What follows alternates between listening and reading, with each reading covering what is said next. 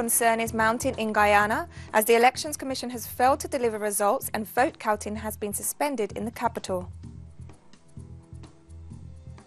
Former US Vice President Joe Biden won 10 out of 14 states on Super Tuesday, but Sanders took the key state of California. China's National Health Commission has reported a fall in new coronavirus cases for a third consecutive day. From the headquarters of Telesur English in Havana, Cuba, this is From the South. I'm Katrina Goss.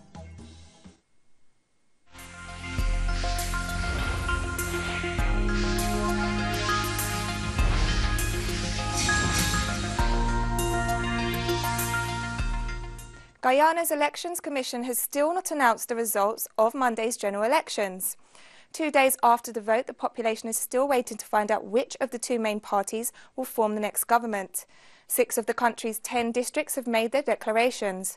But counting was halted for a time in the 2 biggest districts and remains suspended in District 4, which includes the capital of Georgetown. Citizens across Guyana are becoming anxious as they await the final declaration of the results. The Commission has so far only announced results for 418 of the 2,339 polling stations. The delay has resulted in a flurry of rumours and rising tensions. And the Carter Centre's Election Observation Mission to Guyana held a press conference on its observers' preliminary findings. In some areas, particularly Region 4, the Carter Center observed the presence of campaigning and campaign material within 200 yards limit of polling stations. In addition, observers of the Carter Center noted the presence of information desks operated by the 2 major political parties in Region 4, 7, 9, and 10, particularly in Georgetown. The Carter Center heard some complaint in Georgetown regarding the presence of the stand within 200 yards of polling station. And representatives of the Guyana private sector also expressed their views on the elections. And let me begin by saying thank you for being here. And I am a Guyanese. I'm risen to take the floor because I think this is an appropriate opportunity to point out that our mission is now reliably informed that the count in Region 4 has stopped and that the returning officer is no longer in place. I make this point to make one other point. We ask you and all of the international observer missions to remain in Guyana and to remain engaged until the count is completed and that GCOM declares the final result. Thank you. The elections were properly run. GCOM staff was well trained, but now we're in this last lap of the tabulation system, and the GCOM have now gone to a back room. There are people in the back room that is now doing the tabulation process in the absence of any observers or party agents, and then they're bringing it to the front for a verification process, which is in total violation. And then you have a regional officer in Region 6. They finish the tabulation and she's refusing to release the results, which is against the law. And these are unfortunate things that is happening at the last minute, at the last leg of the elections. Of the last leg of the elections that was properly run. These elections were properly run, everything went well, and now we're having this. It's very disappointing. Colombia's National Electoral Council issued a statement on Wednesday announcing it had formed a special investigation commission to review statements by former Senator Ida Milano. In a plenary session, the council appointed the commission to look into Milano's statements regarding alleged irregular funding of President Ivan Duque's electoral campaign. Former Senator Ida Milano was sentenced to 15 years in prison in Colombia for corruption and illegal possession of weapons before escaping and illegally entering Venezuela, where she was later detained. She has since made a series of allegations surrounding widespread corruption and vote buying in Colombia. And a UN report on Colombia presented by the Office of the High Commissioner for Human Rights in Geneva on Wednesday documents 108 killings of human rights defenders in 2019. The report reveals that from 2016 to June 2019, Colombia was the country with the highest number of killings of human rights defenders in the Latin American region. It also points out the risks have increased in the last 3 years, despite the 2016 signing of the peace accords between the Colombian state and former FARC guerrilla. Meanwhile, President Ivan Duque's administration has questioned the report, claiming there are inaccuracies and that the recommendations made are an intrusion into the sovereignty of the country.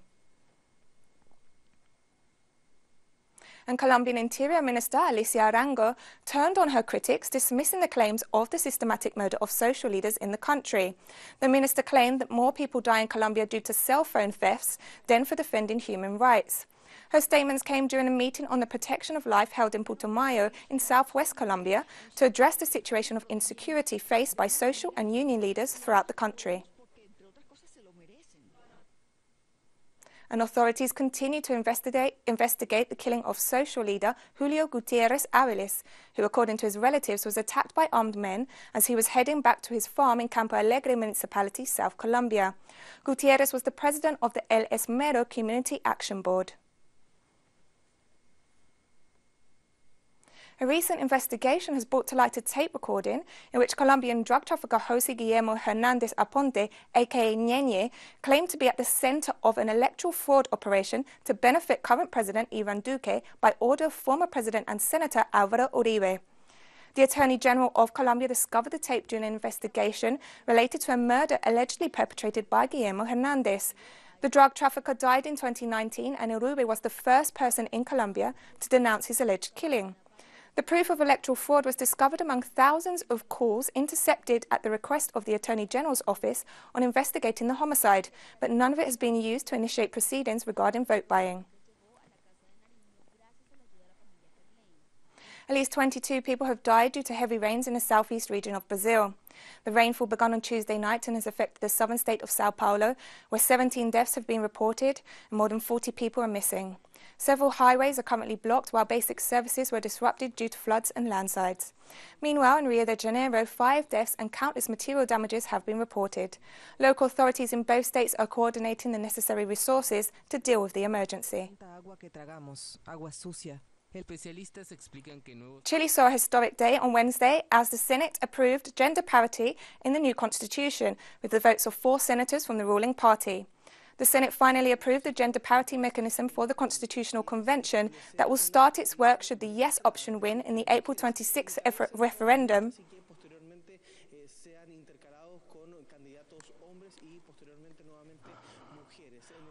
On the April 26th referendum on the need for a new constitution. There were 28 votes in favour. The Senate gave the green light to the formula presented by the opposition for the drafting of a new constitution. Flanked by cabinet members and ruling party deputy, Costa Rica's Minister of the Presidency, Victor Morales, announced his resignation on Wednesday in the midst of a scandal over suspected data privacy violations. The establishment of the Presidential Unit for Data Analysts, UPAD, led to the filing of a motion of censure against Morales, which has not yet been voted on, and to the opening of an investigation in the Legislative Assembly. The now former minister said that next week he will resume his duties as a member of parliament of the ruling party. His exit leaves President Carlos Alvarado without his right-hand man. The Attorney General's office raided the President's offices on February 28th in search of evidence of alleged data privacy violations by UPAD and seized cell phones and computers, including those belonging to the President himself. Political reality dictates that, as a result of the motion of censure and the investigation by the legislative, I will not have the proper and necessary understanding and communication with the members of the legislative power.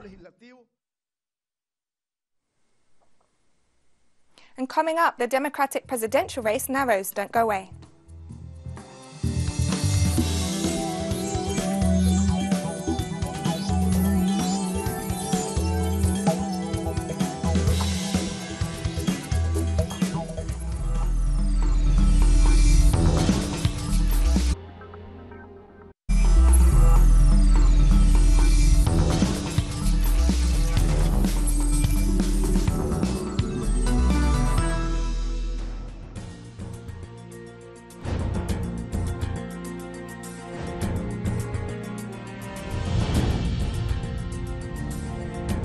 Welcome back.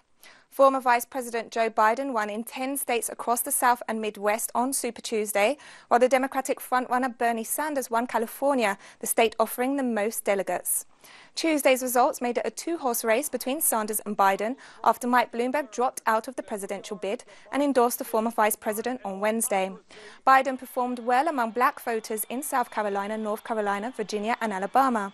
Meanwhile, Sanders still has the support of young Hispanics, which demonstrates that not only liberal white voters support the self-declared socialist politician.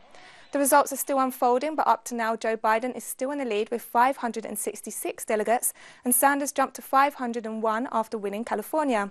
In order to win the Democratic nomination, a candidate must earn 1,991 delegates before the Democratic convention in July. And despite Joe Biden securing the lead on Super Tuesday, Bernie Sanders has voiced full confidence in his chances of winning the Democratic nomination to challenge President Donald Trump. What we need is a new politics that brings working class people into our political movement, which brings young people into our political movement, and which in November will create the highest voter turnout in American political history. So I am excited about where we are. We have come a long, long way. Former Vice President Joe Biden came from behind after losing in the first primaries and caucuses. Several of his running mates have dropped out and decided to endorse him, including Mike Bloomberg and Pete Buttigieg. This is what Biden said after winning 9 states. It's a good night. It's a good night. And the seats be getting even better.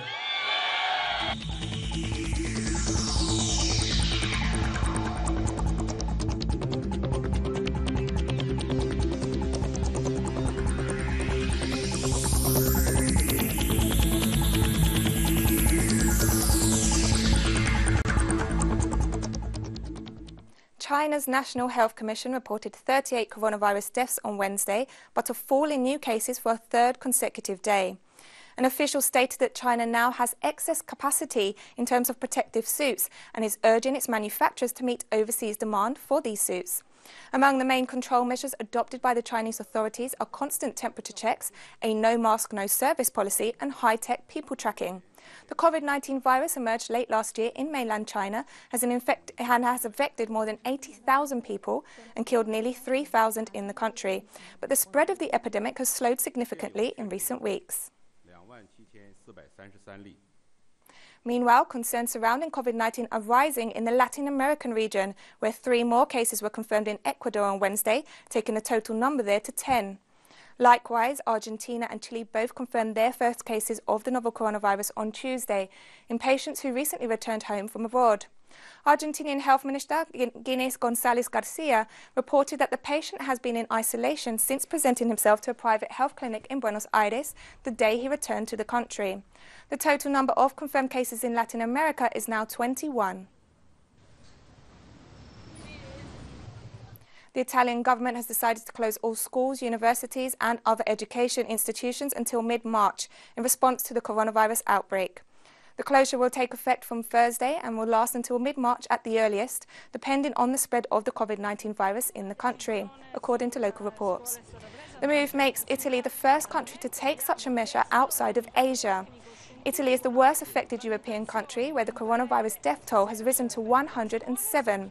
The number of confirmed COVID-19 cases outside of China has now surpassed 10,000 across 72 countries, reporting 166 deaths, according to statistics from the World Health Organization.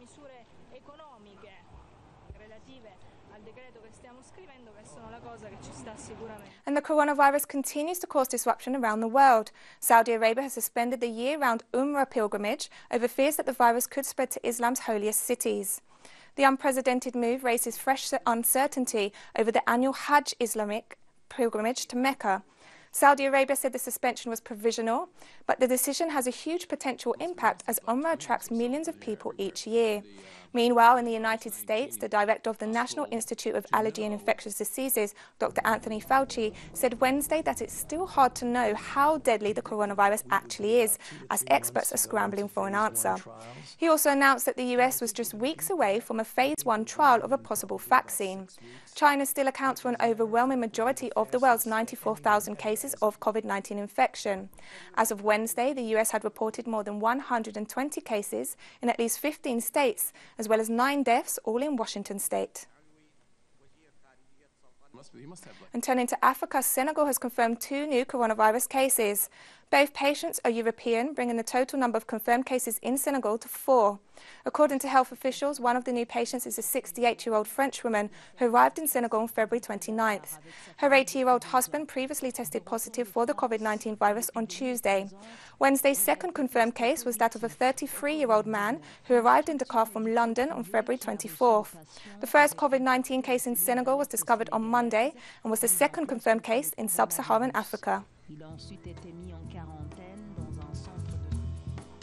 And after this final break, teachers and students have taken to the streets in southern Spain to denounce the privatization of public...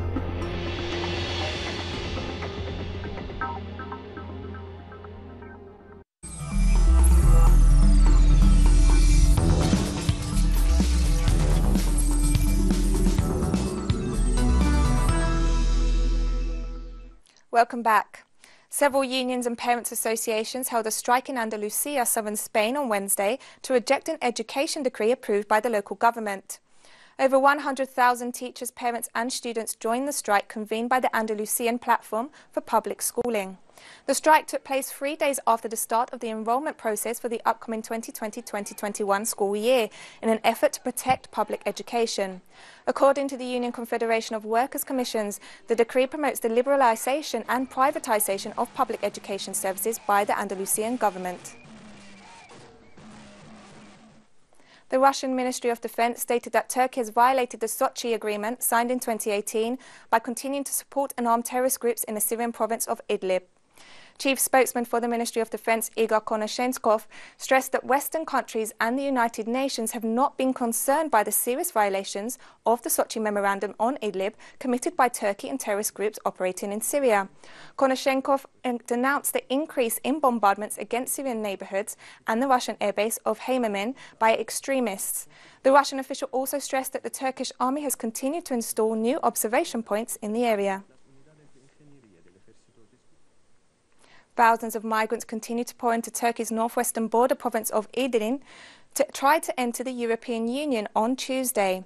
Idlib has 5 border gates with both Greece and Bulgaria, offering a stepping stone into the EU. According to Turkey's Interior Ministry, over 100,000 migrants crossed into Europe from the country's northwestern borders as of Tuesday.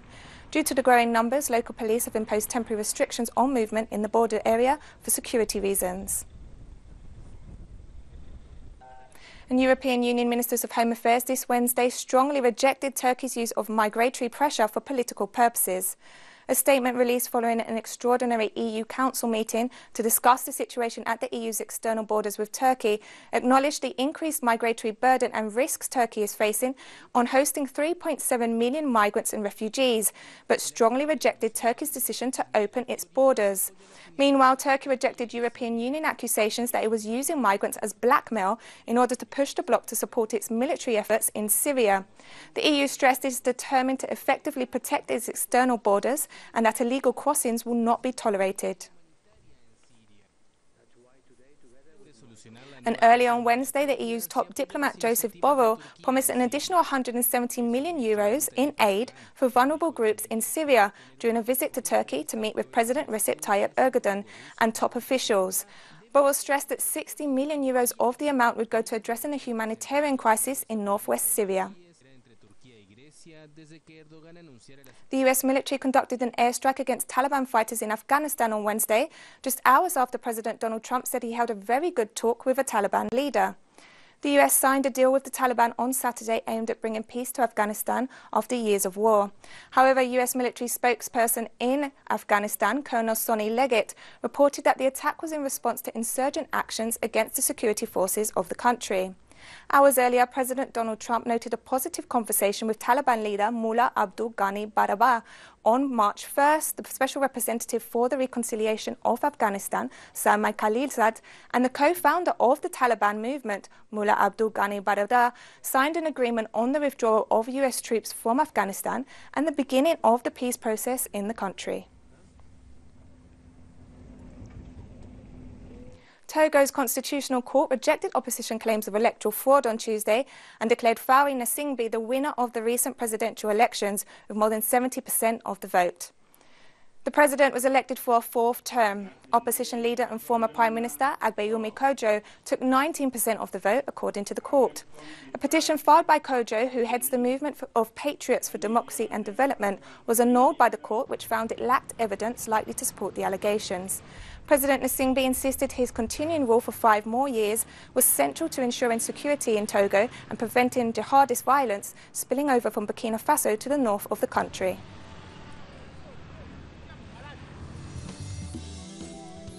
And we've come to the end of this news brief. You can find these and many other stories on our website at telesurenglish.net. And join us on social media, Facebook, Twitter and Instagram. For Telesur English, I'm Katrina